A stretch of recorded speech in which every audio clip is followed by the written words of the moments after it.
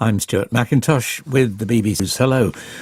Halloween revelries in the South Korean capital Seoul have ended in tragedy, with about 150 people crushed to death.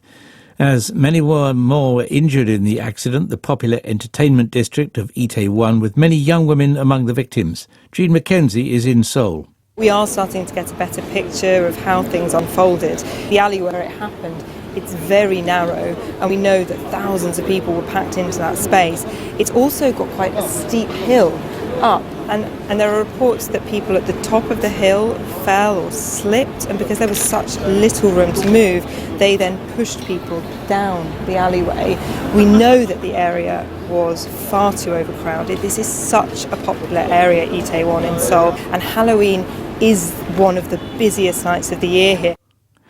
After holding an emergency meeting, South Korea's President Yoon Suk-yeol has ordered a task force to be set up to help treat the injured. He's also launched an investigation into the cause of the stampede. President Biden has said Russia's decision to pull out of a deal that allows vital grain exports from Ukraine is purely outrageous. He said there was no reason for Moscow to halt the scheme, which aims to ease the global food crisis caused by the conflict. Russia said it's suspending participation in the UN-brokered agreement in response to a drone attack on Russian ships in occupied Crimea. In his nightly video address, the President of Ukraine, Volodymyr Zelensky, questioned Russia's further participation in the G20 group of the world's wealthiest nations. Now we need a strong international response, both at the UN level and at other levels, in particular at the level of the G20. How can Russia be among others in the G20 if it deliberately works to create famine on several continents? This is nonsense. Russia has no place in the G20.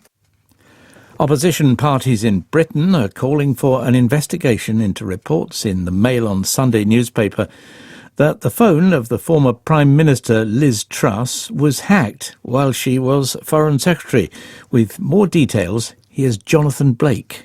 Discussions with foreign ministers about the war in Ukraine and private messages between Liz Truss and her friend, the former Chancellor Kwasi Kwarteng, were among the information accessed by hackers, according to the Mail on Sunday. The paper claims the hack was discovered during the Conservative Party leadership contest over the summer, but a decision was taken by the then Prime Minister Boris Johnson and Simon Case, the Cabinet Secretary, to ensure the details were not made public. The Shadow Home Secretary, Yvette Cooper, said the alleged attack raised important national security issues and called for an urgent investigation. You're listening to the World News from the BBC. Final campaign rallies have been held in Brazil ahead of a presidential runoff election on Sunday that opinion polls show is likely to be a close contest.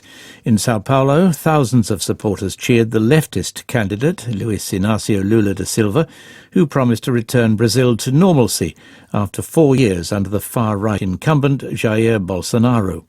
The president held a motorcycle rally in Belo Horizonte, telling supporters he was confident of victory. Lula's once large lead in the polls has narrowed in recent weeks.